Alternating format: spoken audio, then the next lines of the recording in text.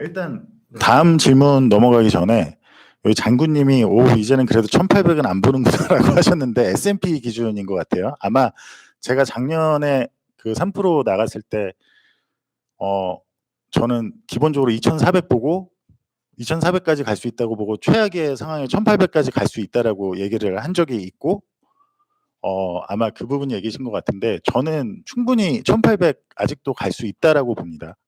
다만 그때 인플레이션 상황에 따라서 1800이면 지금 상황에서 한 몇 프로 아래죠?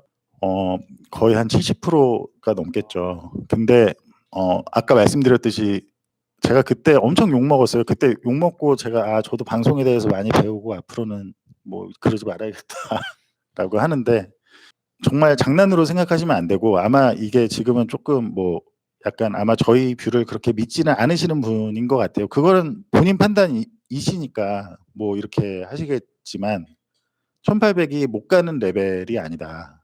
뭐 중국이 뭐 예를 들면 80% 빠질지 누가 뭐 예를 들면 기술주가 그렇게 크게 빠질지 누가 알았습니까? 그죠? S&P 기준으로 지금 그냥 가치평가 밸류에이션으로 한다면 그냥 멀티플을 향후 제가 예상되는 최악의 인플레이션 상황을 대입하고 양적 완화가 그때 인플레이션이 높기 때문에 양적 그 장기채를 받칠 수 없을 거라고 가정하고 제가 생각하는 최악의 인플레이션 상황을 대입을 하고 그럼 그 상황에서 멀티플을 계산을 하면 그 상황에서 실제 나와야 되는 역사적인 멀티플의 평균 정도를 계산하면 충분히 1800에 갈 수 있다라고 생각을 하시면 될 것 같아요. 다만 제 기본 가정은 한 2400 정도인데 3000 밑으로 내려오면 연준이 개입을 할 수도 있고 개입 안 하면 2400까지 간다라는 생각엔 전혀 변함이 없습니다. 제가 작년에 나갔을 때도 아마 2400이라고 얘기를 했었고 근데 최악이면 1800도 얘기했지만 뭐 그때 아무튼 지금도 말을 못하는데 그때는 더 말을 못했기 때문에 굉장히 욕도 많이 먹고 뭐 그랬죠. 네. 그리고 다음 질문이 제가 그냥 할게요. 그 장기채 금리 상승뷰는 장기적인 관점이 아니냐. 채권 가격 상승을 얘기하는 분들의 주장이 단기적인 관점인 분들도 계시겠죠. 제가 알기로 윤재성 CIO님인가? 그분은 아무튼 뭐 장기채 리세션 올 거니까 하시는데 또 뭐 언제 보니까 또 단기적인 뭐 관점이었던 것처럼 얘기하시고 하셨는데 저는 단기적으로든 장기적이라는 건 제가 말하는 장기적은 어쨌든 한 2년, 3년 텀, 2년 텀이고요. 1, 2년, 길어야 2년, 6개월에서 1년 넉넉히 잡아도 그 사이까지는 굉장히 위험할 수 있다라고 저는 본다라고 말씀드리고 싶고 아주 단기적으로는 모르겠습니다. 다만 아주 단기적으로도 그렇게 좋아 보이진 않아요. 네, 왜냐면 제가 나스닥이나 이런 게 좀 아무튼 좀 그렇게 안 먼 것 같다라고 말씀드렸던 게 다 연관이 돼 있기 때문에 아무튼 그렇게 생각을 합니다. 저는. 그리고 그런 상황이 오면 우리나라 지수는 어떻게 될까요?라고 하셨는데 한국은 전에도 말씀드렸지만 다 실질로 생각하셔야 되고 인플레이션이 그렇게 높지 않을 거다. 이번 2차 충격이 온다면 제 전망처럼 인플레이션이 글로벌하다라고 생각하시는 분들이 많지만 그렇게 치면 중국은 지금 전혀 인플레이션이 없잖아요. 그러니까 정말로 인플레이션은 항상 언제나 어디서나 화폐적 현상이다. 그러면 돈을 정말 누가 많이 풀었냐. 그럼 한국이 뭐 물론 한국도 그런 포퓰리즘이 없는 건 아니지만 정말 미국이나 선진국처럼 많이 풀었냐라고 하면 아니고 오히려 한국은 커브가 지금 역전이 좀 정상화가 됐죠. 그 한국도 커브가 역전이 됐었다가 그래서 다만 한국의 부동산은 되게 위험하다. 주식은 뭐 조정은 받을 수 있지만 뭐 미국 그러니까 저는 아무튼 선진국이 제일 위험하다고 보고 주식 인플레이션이라는 건 명목상으로는 자산 가격 일드 기반 자산도 명목상으로는 가격을 높여주는 효과가 있기 때문에 특히 만약에 자산 자체에 애초에 보물이 없다면 애초에 수익률로 환산 시 애초에 인플레이션보다 높은 수익률을 제공을 하고 있다든지 뭐 이익 수익률이나 뭐 그 만약에 이해 쉽게 말씀드리면 배당 수익률이 예를 들어 코스피가 뭐 전체로 환산했을 때 뭐 어쨌든 인플레이션을 상회하는 실질 수익을 주고 있다든지 사실은 배당보다는 이제 이익 수익률 그 P를 거꾸로 한 거를 보셔야 되는데 이제 그런 경우에는 그렇게 크게 문제가 없을 거다. 연준의 개입이라 하면 금리는 가입할 거라고 하셨는데 예. 그 부분이 금리 인하인지 아니면 양적 완화인지. 그거는 제가 뭐 점쟁이도 아니고 그냥 다 말씀드리지만 제가 어쨌든 이렇게 첫날에 이렇게 와주셔서 제가 프리스타일로 지금 하는 건데 너무 저도 그래도 처음에 진짜 한 분이라도 들어오실까 뭐 이랬는데 그래도 많이 와주셔가지고 감사하고 다만 YCC까지 할지 그거는 그때 오로지 인플레이션 상황에 달렸다. 근데 뭐 인플레이션이 제가 개인적으로 생각하는 정말 최악의 상황까지 갔는데 거기서 뭐 양적 완화를 또 한다든지 YCC까지 한다든지 이러면 이제 장기 기대 인플레이션이 엄청 오를 거고 그때는 이제 진짜 문제가 생기죠. 달러가 엄청 약해질 거고요. 근데 그럴 가능성도 없지가 않습니다. 그러니까 그거는 그때 가서 봐야 아는 거기 때문에 그런 상황이 온다면 제가 뭐 다시 또 얘기를 할 수 있게 하겠습니다. 네, 다음으로 이제 소프트윗님께서 주신 질문인데 지금 금리 수준에서도 사실 뭐 은행 위기라든지 여기 여러 가지 터지는데. 네네네. 근데 이제 이번에 처리한 방식을 보셔도 아시겠지만 금리를 낮추거나 어떤 이제 영국이 작년 10월이었나요? 9월에 이제 그 장기채 텐트럼 왔을 때 문제 생겼던 것처럼 그때 영국이 일시적인 뉘앙스를 많이 줬죠. 일시적으로 돈 풀어서 막는 거지. 이거 절대 양적완 not QE 뭐 이런 식으로. 그게 미국도 예전에도 그런 전례가 있거든요. not QE 이러고 계속 매파적인 척하면서 돈을 풀긴 풀겠죠. 풀긴 풀고 말씀하신 대로 이제 지금 수준에서도 터지는데 장기 금리가 더 올라서 더 터지면 분명히 저도 그럴 거라고 봅니다. 개입을 할 가능성이 높다라고 보고 그게 아무튼 3천 언저리 되면 이미 이제 그런 소리들도 많이 뭐 어디 상업용 부동산이라든지 지금 이제 그렇게 많이 할 수 있을 걸로 보는데 다만 장기 기대 인플레이션의 위험성을 누구보다 잘 아는 게 연준이에요. 그래서 미국이 그리고 제일 원치 않아 할 게 차라리 문제가 생기게 하는 것과 달러가 정말 크게 하락하는 것과 를 두고 따지면 달러의 하락보다 문제를 차라리 좀 아무튼 이번에 한 것처럼 부분적으로 이렇게 막는 신용하고 하는 게 더 낫다라고 볼 수 있습니다. 그게 아니라 정말로 거기서 또 양적 완화까지 해서 막 자산 가격 팍 띄우고 한다라고 한다면 그거는 진짜 하이퍼 인플레이션으로 갈 수 있는 그렇게 갈 수 있는 경로인 거를 모르지는 않을 거라고 저는 생각을 하고 그때는 그거는 이제 진짜 누구도 알기 어려운 질문인데 저도 지금으로선 답을 드리기가 어렵지만 어쨌든 충분히 그런 상황이 이거보다 좀 더 심한 상황이 와도 정말 최악의 상황까지 개입을 안 할 가능성이 꽤 있다. 더 긴축을 하진 않는다고 하더라도 그러니까 금리는 동결을 하겠죠. 동결을 한 채로 유지하고 있더라도 더 안 할 수 있는 상황이 꽤 있다. 김영준님께서 주신 질문인데 현재 미국 재정 상황을 보면 장기적으로 전쟁 리스크가 높아진 건 아닌지. 네, 충분히 저는 전쟁 가능성이 있다라고 보는데 그럼에도 왜 저희가 중국 포트폴리오가 꽤 있냐라고 만약에 물어보신다면 장기적으로는 충분히 가능성이 있지만 일단 첫째로 몇 년 안에는 저는 전무하다고 생각을 하고요. 둘째로 만약에 전쟁이 발생한다고 그러니까 중국은 러시아와는 완전히 다른 차원의 경제고 국가이기 때문에 그렇게 전쟁을 쉽지가 않다. 그리고 뭐 만에 하나 한다고 하여도 주식은 아무튼 실물 자산이죠. 그리고 미국에 있는 상장된 그 홍콩 주식뿐만 아니고 중국 본토에도 상장이 돼 있고 전쟁이라고 해서 뭐 어떤 그런 주식들이 다 폭락하고 그러지 않습니다. 실제 전쟁 사례를 보면 이제 물론 장기적인 경제 성장은 그 위너 테이크 롤이라고 이제 위너 그 이긴 쪽이 이제 많이 가져가지만 전쟁이라고 해서 다 그런 건 아니기 때문에 너무 오히려 전쟁 기간에 오르는 사례도 꽤 있습니다. 그러니까 전쟁 자체가 무조건 주식에 무조건 안 좋고 막 이렇게 생각하실 필요까지는 없을 것 같아요. 네네.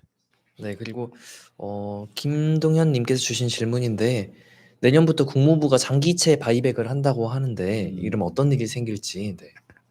그게 뭐 결국에는 장기채 바이백을 하면 어느 정도 유지가 될 수 있겠죠. 그러니까 뭐 말 그대로 장기 금리가 더 올라가면 심지어 더 크게 올라가면 더 빨리 개입을 할 가능성이 더 높고요, 제 생각엔. 근데 국무부가 한다라는 건 국무부가 무슨 돈이 있어서 할까요? 그러니까 결국에 국무부가 한다라는 건 둘 중에 하나죠. 이제 연준이 돈을 찍어줘야 되는 거죠. 그러거나 아니면 미국의 세수가 지출보다 더 커서 정상적으로 바이백을 할 수 있다면, 그죠? 세금이 수입이 커서. 근데 미국은 만성적인 적자, 정말 거의 전 세계에서 뭐 둘째가라면 서러울 정도로 매년 이제 엄청난 적자를 하고 있는 국가고, 결국에 그렇기 때문에 그 채권을 바이백을 하려면 연준이 돈을 찍어야 된다. 그럼 돈을 찍는다라는 건 늘 다시 말씀드렸지만 인플레이션은 항상 언제나 어디서나 화폐적 현상이다. 그럼 통화량, 그리고 지금은 2008년과 다르게 그런 시그널 자체가 곧바로 소비나 장기 기대 인플레이션을 그냥 튀어오르게 해서 아주 위험한 그거다라고 말씀드리고 싶습니다.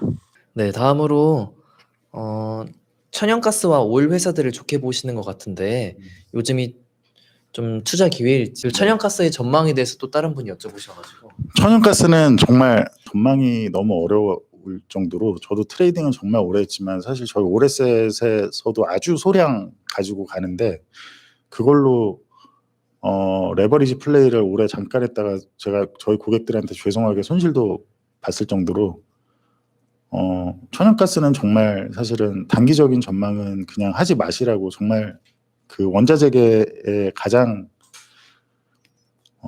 제가 방송 뭐 이거 저희끼리 하는 방송이니까 그냥 쉽게 말하면 쓰레기 중에 쓰레기다. 그러니까 진짜 그 가격을 메이저 천연가스 플레이어들이 몇 개 있거든요, 회사가. 근데 걔네가 단기적인 가격을 너무 장난질을 많이 친다. 근데 다만 장기적이라고 하는 거는 제가 한 1, 2년, 일단 2년, 3년 안에는 되게 큰 위로 업사이드는 되게 많이 본다. 다만 하방이 뭐 변동성이 어디까지 이어질지 모르니까 위험한 플레이는 하지 않으시는 게 좋고, 그런 차원에서는 천연가스 기업이 더 날 수 있다. 일반인분들이 하시기에. 근데 기업 중에서도 이제 채굴하는 게 있고 뭐 미드스트림 있고 뭐 이렇게 뭐 여러 가지 있거든요. 그 기업들 종류마다 이제 리스크가 굉장히 다르기 때문에 그 부분을 잘 좀 파악하시고 그렇게 하시면 될 것 같고, 유가도 당연히 저는 되게 좋게 보고 있습니다. 개인적으로 좋게 보고 있고, 기업 투자도 좋고 유가 직접 투자도 좋은 상황이라고 보는데, 둘 중에 굳이 비교하자면 유가 직접 투자가 더 좀 저평가돼 있다. 지금 현재는 기업보다 저평가가 돼 있다. 그리고 보통 이게 이렇게 변곡이 확 일어나고 할 때는 보통 기업이 먼저 올라가기보단 유가가 먼저 더 치고 올라가고 그 나중에 따라오기 때문에, 이번에 떨어질 때도 유가가 먼저 한참 많이 빠지고 그리고 기업이 빠졌던 것처럼, 아무튼 그렇게 이해를 하시면 될 것 같습니다. 네. 다음으로 양자중령님께서 네. 장기국제가 그렇게 장기로 고공비행한다면 저기 미국이 멸망한다는 신화. 아니면은 그게 너무 그렇게 극단적으로, 그러니까 제가 글을 쓸 때도 제 글을 보신 분들은 아실 텐데 제가 예전에 비해 좀 그렇게 세게 얘기를 안 하는 거를 아실 것 같아요. 왜냐하면 너무 이거를 오해하시는 경우가 많이 있더라고요. 그러니까 장기채가 뭐 예를 들어 5% 넘어가면 왜 지구의 종말인지, 예를 들자면 미국이 1990년대까지만 해도 장기채가 5%인 경우, 10년물이 5% 이상인 경우가 너무 많았습니다. 2000년대 이전까지, 아니 2000년대에도 제가 뭐 다시 봐야겠는데 5%라는 게 많이 잘못 알고 계신 것 같아요. 지난 10년 동안 워낙 양적 완화와 그런 제로 금리로 조작을 하다 보니까 잘못 하시는 것 같은데, 지난 100년 평균으로 5%라는 건 전혀 높은 수치가 아닙니다. 아니 내가 누군가한테 10년 동안 돈을 빌려주는데 연에 5%씩 그 10년 동안 무슨 일이 발생할 줄 알고 5%씩 받는 게 되게 높게 보이세요? 아무리 미국 국가라고 해도 미국의 재정 상황이 제가 아까 말씀드렸듯이 한 가게로 치면 계속 더 큰 카드로 돌려막는 가게예요. 근데 제가 채권자, 제가 돈을 빌려주는 사람이에요. 그런 집에 돈을 빌려주고 싶겠어요? 아니잖아요. 아무리 기축통하고 뭐 군사력이 강하고 다 좋은데, 이게 지금 1, 2년째가 아니라 지금 지금 올해도 보셨잖아요. 아니 제가 솔직히 말씀드리면 미국은 폰지 사기를 하는 거나 마찬가지예요. 제가 또 이것도 하면 오해하실까 봐. 그러니까 자, 기본적으로 옐런 재무장관이 뭐라 그러죠? 이거 저기 부채 한도 연장 안 늘려주면 저기 망한다. 뭐 종말이다 이렇게 얘기하잖아요. 아니 그 말은 빚을 더 꿀 수 있게 안 해주면 우리 디폴트야. 우리 빚 못 갚아 디폴트야. 아니 무슨 그런 돈 빌려놓고 그런 경우가 어디 있습니까? 돈을 빌려놓고 안 빌려주면 우리는 디폴트야. 네. 그죠? 아니면 더 안 빌려주면 뭐 이게 무슨 그런 협박이에요. 그렇죠. 정말 저는 미국채의 지금처럼 이제 매크로가 많이 더 알려지고 하는데도 투자하고 있는 매니저들, 채권 매니저들 명목상으로 장기물에 물론 인플레이션이 확 낮아지면서 뭐 그거 한다. 그러니까 지난 10년과 앞으로 10년이 똑같을 거라고 생각하는 분들은 정말 잘 생각을 하셔야 된다. 네, 아무튼 멸망하는 시나리오가 아니고요. 그게 정상으로 회귀하는 거라고 보시면 될 것 같습니다. 그러니까 나스닥 같이 성장 주던 꿈에 의해 밸류에이션이 됐던 그렇게 미국의 PE가 멀티플이 장기 금리가 낮아서 멀티플이 높게 유지될 수, 막 애플이 지금 30 몇 배 뭐 이렇잖아요. 그런 게 불과 지난 10년이지. 애플만 해도 2018년 이전까지는 그런 PE를 못 받았어요. 양적 완화 2008년부터 시작이 됐는데도. 근데 이제 점점 더 장기 금리가 계속 낮아져만 갔으니까. 그런 거지. 실제 긴 사이클로 보면 미국 증시의 평균 PE는 인플레이션이 높지 않다고 하더라도 그냥 평균으로 지난 100년 넘게로 보면 미국 주식의 평균 PE는 15입니다. 15. 근데 양적 완화가 있었기 때문에 갈 곳 없는 유동성이 좀 더 나은 수익률을 제공해주는 주식이나 부동산으로 가니까 미국 주식의 멀티플이 막 30 몇 배씩까지 갈 수 있었던 거예요. 근데 이제 인플레이션이 왔잖아요. 소비자 물가 인플레이션까지 왔잖아요. 자산 인플레이션을 넘어서. 그것도 자산이 엄청 불어있는 상태에서 왔잖아요. 멀티플이 높은 상태에서. 그러니까 어닝이 기업이 돈을 명목상으로 못 벌어서 빠지는 그런 전형적인 리세션보다 먼저 와야 될 게 뭐냐면 22년처럼 장기금리 올라가면서 멀티플이 정상화가 되면서 그게 먼저 오고 나서 그 뒤에 리세션이 오든 말든이지 그게 아직 전혀 충분히 안 왔는데 지금 시장이 크게 착각하고 있고 그 착각 때문에 장기금리가 낮게 유지되니까 또 나스닥 같은 걸로 몰린다라고 그게 금융환경을 이완을 시켜주기 때문에 그런다. 이게 일반 분들이 잘 이해가 되실지 모르겠는데 아무튼 그 부분을 꼭 기억을 하셔야 되고 근데 그게 제가 요 며칠 시장 보니까 진짜 단기적으로도 조금 아무튼 위험해 보인다. 네, 그 정도로 이해하시면 될 것 같습니다. 네, 다음으로 유교래님께서 정보 없는 초보 투자자가 소액으로 원자재 투자할 때 제일 효율적인 방법을 하나 추천해달라고 하시는데 이 부분은 네, 저희 프로팅에 들어오시면은 이 정보도 얻으실 수 있고 이제 어떤 원자재를 투자하는지 또 어떤 티커명까지 이제 좀 안내해드리고 있으니까 한번 프로팅에 오셔가지고 네, 한번 봐보시는 것도 많은 도움 되실 것 같습니다. 그리고 지금 몇 분 보고 계신가요? 와, 1시간이 넘었네. 65분이구나. 아유, 저희는 65명 너무 감사합니다. 아무튼 제가 말씀을 드리면 뭐 이분이 돈의 값어치가 떨어지는 현상. 자, 미래에 대한 돈의 값어치가 미래로 생각하면 돈의 가치가 인플레이션이라는 건 돈의 값어치가 떨어지는 현상이 맞죠. 그러니까 내가 10년 뒤에 지금 100만 원이 10년 뒤에 100만 원과 같을까요? 다르죠. 아니죠. 네. 그죠? 뭐 절반이 나 있거나 뭐 지금 50만 원 아니면 지금의 30만 원과 같겠죠. 네. 근데 인플레이션은 시장 금리를 상승하기 때문에 그러니까 1차원적으로 그래서 제가 2020년부터 인플레이션을 그렇게 경고하는데도 인플레이션이 오르면 화폐 가치가 떨어지니까 부동산하고 주식은 오르는 거지 하고 막 욕하시는 분들이 되게 많았어요. 근데 1차원적으로 생각하면 그렇죠. 근데 그 말은 뭐죠? 현재 시장 금리를 채권자들이 요구하는 왜냐하면 10년 뒤에 돈의 값어치가 50%로 떨어져 있을 건데요. 그러면 현재의 시장 금리가 올라가겠죠. 뭐 기준금리랑 상관없이 채권 시장에 참여해서 채권의 국채의 명목 금리를 정하는 시장 참여자들이 그러니까 시장 금리가 그러니까 야, 너 인플레이션이 연에 5%가 나오네. 금리 안 되겠어. 나 원래 2%만 받았는데 앞으로는 최소 7%는 줘야 내가 실질로 2%일 거 아니야. 이러지 않겠어요? 그죠? 그러면 그렇게 올라간 금리는 그러니까 미래의 돈의 현금 흐름을 현재 가치로 할인했을 때 이게 경제학 수업이 나오죠. 그죠? 현재 가치로 할인했을 때 현재 가치가 금리 때문에 훨씬 비싸지는 거죠. 그러니까 돈의 현재 값이 굉장히 비싸지는 겁니다.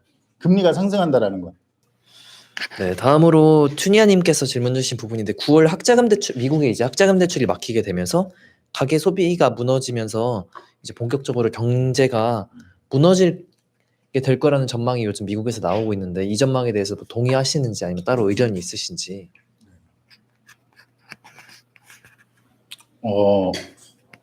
일단 저는 충분히 언제든 미국 경제는 무너질 수 있다고 보고요. 근데 이제 미국이 무너지는 것과 경제가 무너지는 것과 동시에, 그러니까 지금 기준으로 보면 그냥 고용으로 볼게요. 그것도 이제 기업 대상으로 조사하는 그 공식적인 실업률, 그게 이제 올라가는 시기에 인플레이션이 동시에 발맞춰서 내려갈 거냐라고 하면 저는 그걸 아니라고 보는 겁니다. 고용이 심하게 깨지면 시차를 두고 일단 잡혀요. 잡히지만 시차를 분명히 꼭 꽤 둔다라는 걸 기억하시고, 그리고 보통 이렇게 진짜 화폐적 현상으로 발생한 인플레이션은 그렇게 한 번 하고 끝나지는 않는다라는 점. 그러니까 그게 그리고 나서도 또 한 1, 2년 있다가 다시 언제든 튀어오를 수 있다라는 걸 인지를 하셨으면 좋겠고, 특히 지금처럼 전 세계 부채가 너무너무 많을 때, 부채가 너무 많을 때는 정치적으로 긴축적인 거는 인기가 없을 수밖에 없죠, 정책이. 그러니까 다들 포퓰리즘을 정치인들은 선호를 하기 때문에 그런 상황은 좀 그럴 수 있다라는 걸 보시면 될 것 같습니다. 경기 침체가 오면 원자재 가격도 하락할 거라고 보신다고 하시네요. 그거는 예, 그러니까 지금 그렇게 전망하는 분들이 많고, 그게 이제 답이 곧 나올 것 같아요, 제 생각에는. 그래서 경기 침체가 와서 원자재도 하락한다라고 한다면 전형적인 2007년, 2008년 같은 전형적인, 그러니까 정말 전형적인 리세션이었고, 다만 제가 예전에 차트 프루팅에서 많이 보여드렸는데, 전 세계 지난 100년간 화폐적 현상으로 발생한 인플레이션이 2년 만에 그런 경우는 한 번도 없었습니다. 그러니까 최소, 그러니까 오르고 내리고 해서 평균값이 꽤 높게 유지되어 있는 게 보통 최소 8년에서 길게는 15년, 20년 이렇게 가기 때문에 이게 40년 만에 찾아온 정말 진짜 인플레이션 사이클이고, 제가 아까 처음에 말씀드렸듯이 기준금리가 낮았기 때문에, 그러니까 실질금리를 플러스로 만들지 않은 상태에서 입만 가지고 연준이 블러핑으로 계속 그 시장을 통제를 한 거기 때문에, 과연 진짜로 총알이 없다라는 게 이제 좀 있으면 아마 이게 될 텐데, 그때 과연 어떨지가 중요할 것 같아요. 네.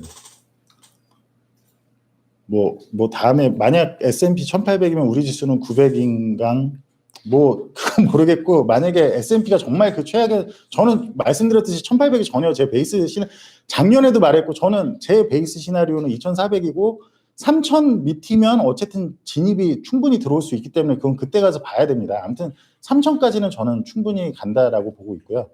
그리고 S&P가 정말 최악으로 1800까지 간다라는 건 제가 말한 스태그플레이션 뒤에 정말 전형적인 리세션까지, 뭐 아무튼 글쎄요. 근데 어쨌든 1800까지 간다고 해도 코스피가 뭐 900까지 빠질 거라고 저는 보지가 않아요.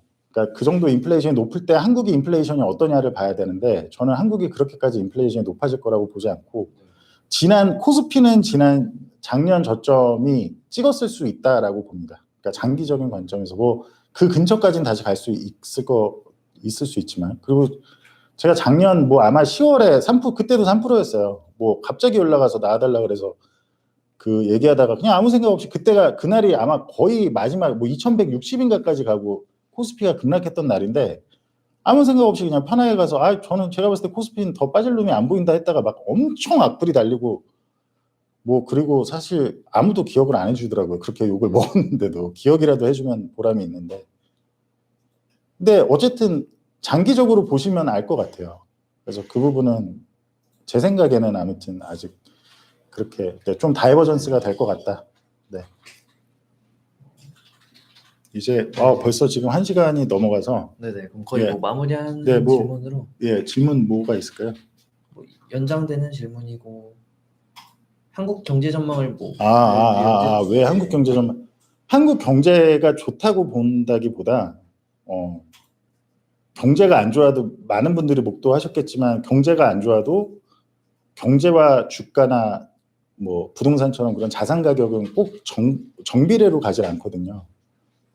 그러니까 오히려 경제가 좀 안 좋더라도 예를 들면 중국 같은 경우 부동산 문제가 큰 거를 제가 모르는 게 아니죠. 한국보다 더 심각하거나 한국만큼 부동산 문제가 안 좋고 안 좋은데 그것과 별개로 왜 중국의 주식시장은 할만하냐라고 하는 건 첫째는 중국은 아예 인플레이션이 아니라 디플레이션을 걱정해야 될 만큼 인플레이션이 전혀 없고 한국도 미국만큼 선진국만큼 인플레이션이 크게 나올 거라고 전망을 하지 않고 있기 때문에 실질 수익률을 더 많이 제공할 수 있을 만큼 자산 가격이 아무튼 싸다. 그냥 매크로 관점에서 매크로 가치평가라고 생각을 하시면 될 것 같아요. 싸고 첫째. 둘째는 그렇게 낮다라는 건 정말 최악의 상황이 왔을 때 특히 중국은 부동산이 정말 당면한 문제예요. 다만 중국이 지금까지 모든 걸 다 뭐 잘못한 것도 많고 하지만 안 한 게 뭐냐면 중국은 언제든지 미국이 2008년부터 지금까지 계속해온 부채의 화폐화 돈을 찍어내서 자기네 자산 가격을 그러니까 장기채를 셀프 매수하고 돈을 허공에서 찍어내서 허공에서 자기 자신한테 빌려주는 거죠. 그죠? 자기네가 기축통화라는 걸로. 그게 중국이 기축통화가 아니니까 그게 될까요? 하실 수 있겠지만 충분히 어느 정도는 그러니까 뭐 꼭 찍어내서 하든 어떤 방법을 쓰든 그런 부양책을 한 번도 쓴 적이 없고 돈은 국가에 대한 신용인 거고 신용이 없으면 돈은 그냥 쪼가리고 아무것도 아닙니다. 아무것도. 제가 돈을 발행해서 1000억 수표다라고 한다고 해서 돈이 되지 않잖아요. 그럼 결국에는 신용의 문제인데 중국이 그 정도의 신용 돈을 그러니까 어쨌든 어느 정도 충분히 부양을 할 수 있는 여력이 선진국 인플레이션 때문에 고생하고 있는 선진국과 다르게 완전히 반대 상황이다. 그리고 특히 중국의 부동산 문제, 중국은 지난 수십 년 부동산으로 경기를 떠받친 나라라는 걸 누구보다 잘 알고 있고요. 근데 그 문제는 중국이 어떻게든 덮고 넘어가려면 미국이 2008년에 했던 것과 똑같은 그런 아주 유사한 그런 부양책을 그 정도 수준의 아주 큰 부양책을 쓸 수밖에 없다. 그 시점에 되게 가깝고 그것과도 또 상관없이 기본적으로 한국이나 중국은 선진국은 어쨌든 지난 10년간 그러니까 인플레이션이라는 건 결국에 생산성이 높아야 되거든요. 본질적으로 따지자면 생산성이 높아야 돼요. 그러니까 생산을 잘하고 저희 회사로 치면 직원들이 그래도 짧은 시간 안에 좋은 이런 거를 좋은 글을 쓴다고 이게 뭐 한 달 걸리고 2달 걸리고 하나 쓰는데 그러면 생산성이 아예 없고 인플레이션이 엄청 높은 거죠. 저는 그만큼 사람을 많이 써야 되는 거니까. 그게 아니라 시간도 짧은 시간에 좋은 글을 쓸 수 있는 그런 생산성이 높아야 되는 건데 한국이나 중국은 기본적으로 어쨌든 근간 자체가 제조업 근간이다 보니까 특히 중국은 생산성이 굉장히 좋은 나라죠. 근데 이제 미국이나 선진국들은 70년대 당시에는 그들이 생산을 다 했어요. 예전에는. 근데 지금은 다 어떻죠? 다 이제 값싼 중국이나 이렇게 해서 그렇게 계속 해오다가 지금 와서 생산을 다시 하겠다라고 한다고 해서 되지가 않습니다. 그게 그렇게 되는 게 아니거든요.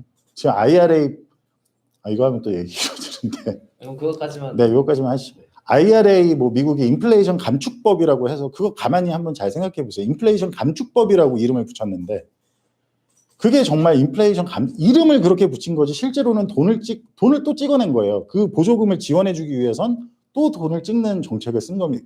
만성 적자, 만성 돌려막기, 카드 돌려막기 하는 나라가. 그럼 그들이 생산성이 좋은 거는 제가 봤을 땐 돈 찍어내는 거 말고는 없었어요. 지난 10년간은.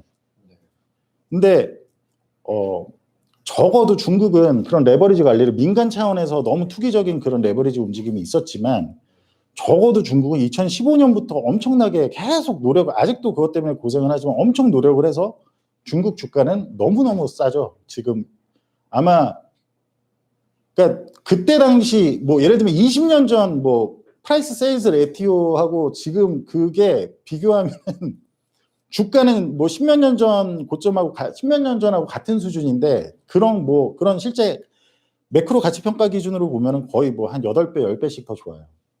네, 여기까지 오늘은. 네, 저희 장군님이 마지막에 이런 라이브 너무 좋다고.